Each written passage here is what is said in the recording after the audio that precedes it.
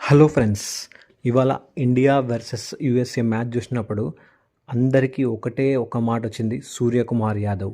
సూర్యకుమార్ యాదవ్, సూర్యకుమార్ యాదవ్. ఇది సూర్యకుమార్ యాదవ్ విశ్వ తాండవం అనొచ్చు.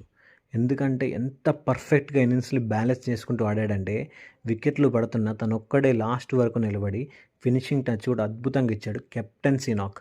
ఇండియాకున్న ఒకే ఒక్క బాధ ఏంటంటే ఇన్ని రోజుల నుంచి సూర్యకుమార్ యాదవ్ కరెక్ట్ ఫామ్లో లేడు అని.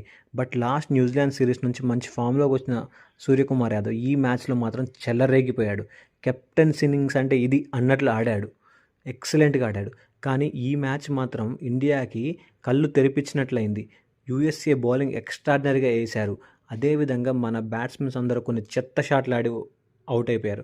మనకు తెలుసు అభిషేక్ శర్మ అలాగే అవుట్ అవుతాడని, అలాగే తెలుసు ఇషాన్ కిషన్ కూడా అగ్రెసివ్గా ఆడతాడని.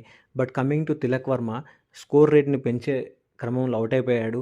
And coming to Shivam Dube unexpected shot. అసలు రింకు సింగ్ నుంచి అయితే ఆ షాట్ అసలు ఎక్స్పెక్టే చేయలేదు.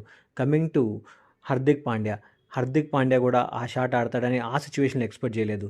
బట్ ఎన్ని వికెట్లు పడుతున్నా కానీ the partnership between the Surya and Akshar ఎక్సలెంట్గా ఆడారు. నేత్ర వల్కర్ బౌలింగ్లో మాత్రం ఎక్స్ట్రాడినరీగా సూర్య కొట్టాడు. సూర్య బ్యాటింగ్ చూస్తుంటే ఈ ప్రపంచ కప్ మనం గెలుస్తాం అన్నట్లు అనిపించింది. అంత బాగా ఆడాడు. చాలా ప్రొఫెషనల్ ఇన్నింగ్స్.